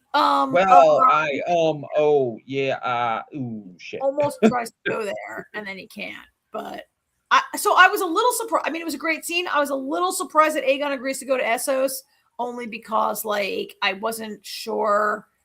I thought his storyline might be about retreating somewhere in the Seven Kingdoms. So I mean, somewhere in Westeros, and then mounting up. But for him to go to Essos, makes sense, I guess, in the larger story. I don't know how they would show that. It makes sense given his predicament. He has no dragon. He can barely walk, Yeah. I mean, I guess we only have 2 more episodes. Are we going to see him board a ship, go to Essos, and then like at the end of the hiatus, he'll come back and be stronger. I don't know. I don't know what's happening in the book, but I assume that he's going to come back. Well, I'll tell you what. I don't think I know anything that's fucking coming either. No, because this has been some crazy shit is happening that's not in the book, right? Like killing Corliss. Well, so I don't. It's like, when we want to see an adaptation of something we enjoy, we understand that there's going to be changes. There's going to be some changes. Sometimes print does not translate to video. Case in point, how you felt about Negan in The Walking Dead when he first showed up. You kept saying he was too cartoonish. Yeah. He worked great in the comic, but on the show, it was just so over the top. Yeah. That being said, there are certain things as book readers that we can't wait to see that they set up in the books, and it's like, oh my god, I'm going to get to see this live action. Yep. And then it doesn't happen, and you're like, why? You have this great scene already written for you. You don't have to do it exactly how it was written, but give me something. And for the first 2 seasons, the House of the Dragon has done that impeccably. They've made some changes that made sense, and it worked, and it's brought new life and some surprises for book readers. But the key big moments have all been there. Season 3, they said, okay, we've got our audience. They're going to keep watching. Let's just throw the book away and start making shit up. Do you really feel they threw the book away this season? Some of the changes that they have made this season make it impossible for the conclusion to be anything like the book. Really? I mean, they can still steer things and make things similar and whatnot, but why? And this is actually a perfect thing to adapt because it's written as a history book. So there's some things in the story that are vague, and it's like, this happened, but we don't know how. And this happened, but we don't know how. Right. So as an adaptation, you can make up the how, which is perfectly fine because as long as you get to the end result, the how doesn't matter. With so some of the changes, go ahead. I'm not going to ask you to spoil anything, but maybe something like when you kill Lord Corliss now and you say he survives the entire book, maybe there are some things he does that now can't happen. Right? Yes. Something like that. In a manner, in a roundabout way, yes. Yeah. Now, are there other avenues you can get to the same point with that? Sure. But there's other changes that they've made, which could end up being not changes that'll be okay. Mm-hmm. But with what I've seen these last 2 episodes, I fear that a change they made earlier in the season isn't going to be rectified, and the end of the show is going to be completely different. Interesting. And it just drives me nuts because why? You're it just makes me wonder, are you adapting it because you yourself enjoyed it and wanted to bring it to the big, the medium screen, because it's HBO, so it's bigger than a small screen. Or, hey, Game of Thrones is really popular. I can get really rich off this shit. It's or is it both? Hey, I get really rich off doing something I love to do, and this is a great story. But at some point, they all go, okay, now we're going to change shit completely. I mean, we saw it with The Walking Dead. Part of the reason I stopped watching it, because the way they treated the viewers. Yeah. Yeah. This is short enough that I'm going to see it through because I want to see if it, where it gets to. First couple seasons of Game of Thrones. The first season of Game of Thrones was spot on. Like, it was not page for page exactly, pretty damn close. And as a matter of fact, I think it was around season 3 where they started going, to be fair, the books weren't done. So they were like, all right, now we got to do our own shit, which that's perfectly fine. I get that because they had no more source material because George R.R. Martin's still writing the 6th fucking book. Yeah. Yeah. 6th book. Yeah. The other guy there, Night of the Seven Kingdoms. I thought they did a great job adapting that. Changes that were made doesn't affect the overall story. you know. But again, that was only season 1. See what they do next. I've Yeah, been really disappointed in some of the decisions in these past 2 episodes. and yet that you're very comfortable with the changes they made with Sheep Stealer and who rides Yes. in, like Yeah. Nettle and Rena. Because, and again, these are changes that don't impact the overall story.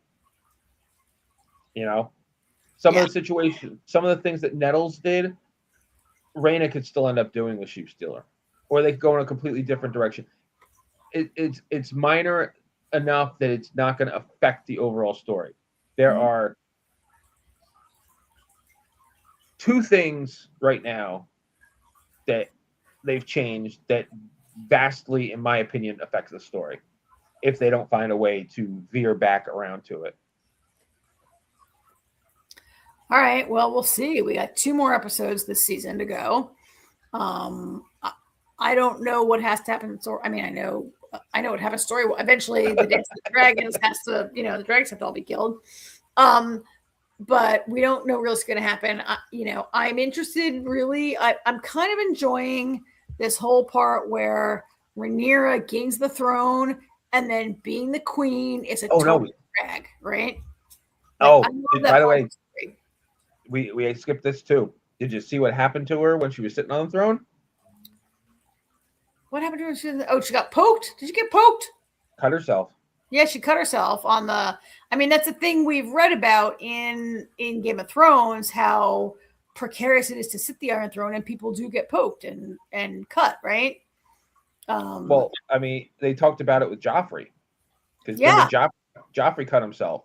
Yep. And it's a thing by the time of Game of Thrones, when Joffrey cut himself, people were like, "Oh, he's not going to last much longer." Yeah. Because you're the king or the queen, and if you get cut on the throne, your reign is not much longer. It's a test. Sitting on that throne, it's a test. Well, I mean, yeah, I guess you could call it a test, but it's a bad omen. Let's say it's a bad omen when you get cut on your own throne. I mean, so I haven't read the book. I don't know what to expect, but I would expect that we have, 2 more episodes and then a whole season next year. And I would think that the throne will change butts at least 1 or 2 more times before this is over. Rhaenyra has a very limited control. She's barely holding on to King's Landing, in my opinion, right? She's only holding on to King's Landing because no one's gotten there yet, really. And because she's got 6 dragons flying over ahead of it. And her control's being eaten away from the inside. And I don't know how long she can really sit this throne much longer.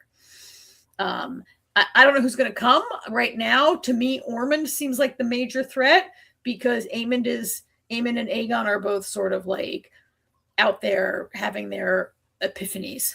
They're growing up. They never grew up. They're like big man babies, and they're out there growing up.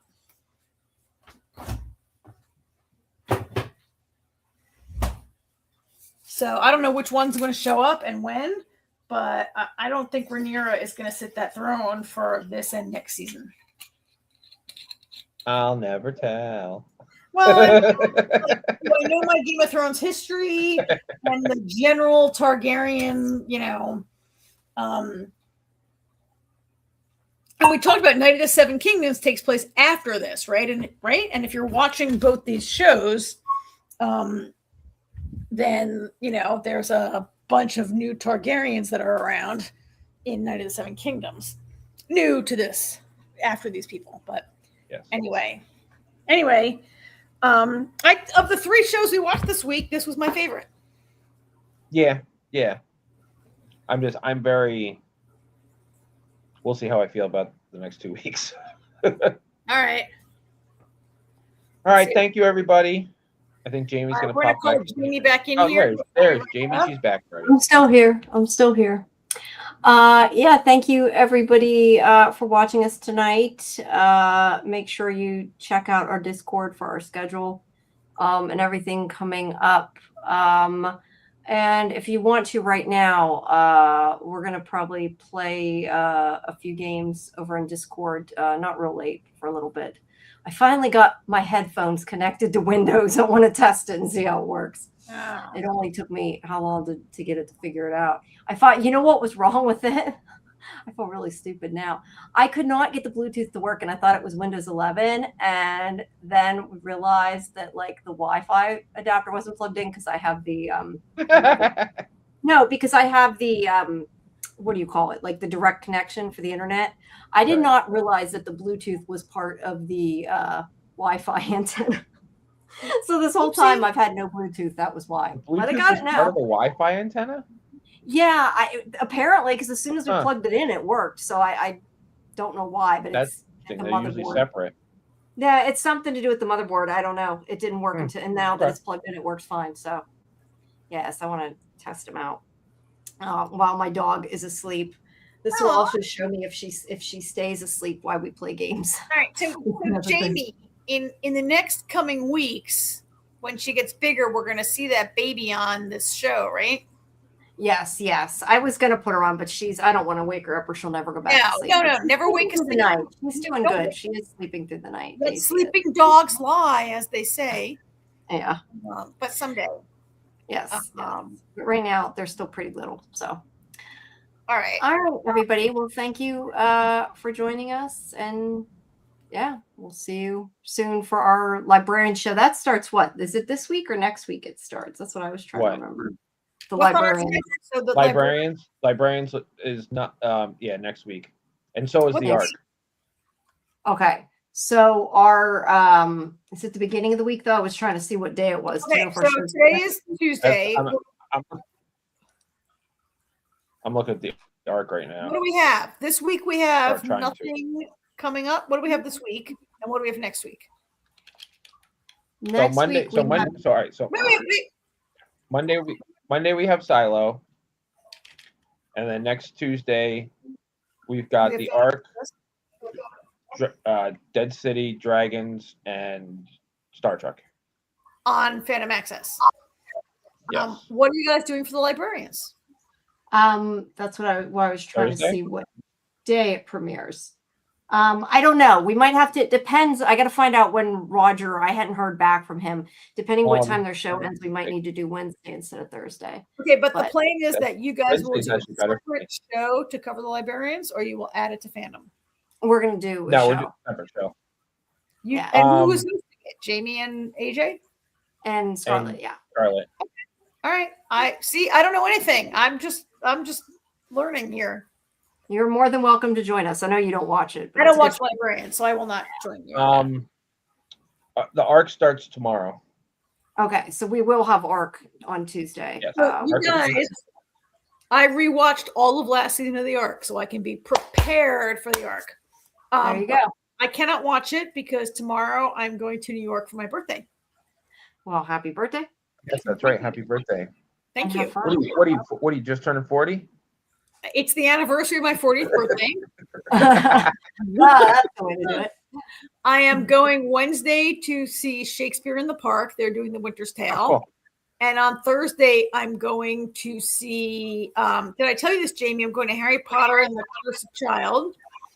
Did you see that already or no? You just went to the store. I saw it a long time ago, but we won tickets in the lottery to see Tom Felton, who played little Draco Malfoy, is on Broadway playing grown-up Draco Malfoy.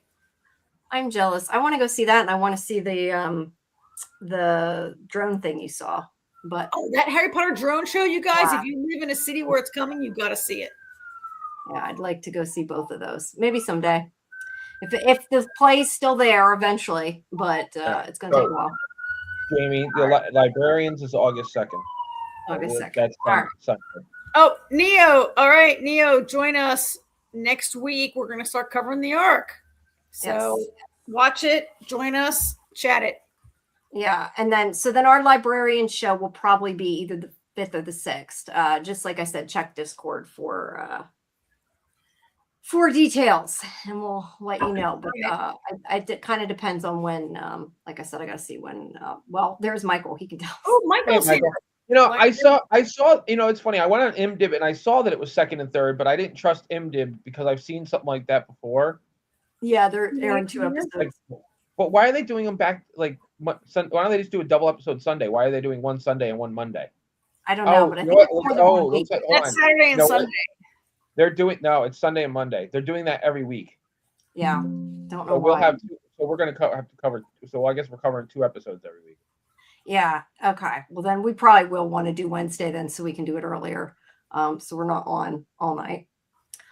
But yeah, check out Discord for updates. And we will see you guys next week. Thanks for joining us, and check out all our interviews too on our video tab, and lots of stuff to come. All right. And I hope Michael Good night, all. come to the studio, Michael. Yeah. All right. Good night, you guys. Good night, all. I will see you guys in a few minutes over in Discord for the games. Just give me about 10 minutes. All right. Good night. Bye. Bye. Bye-bye. Not fucking.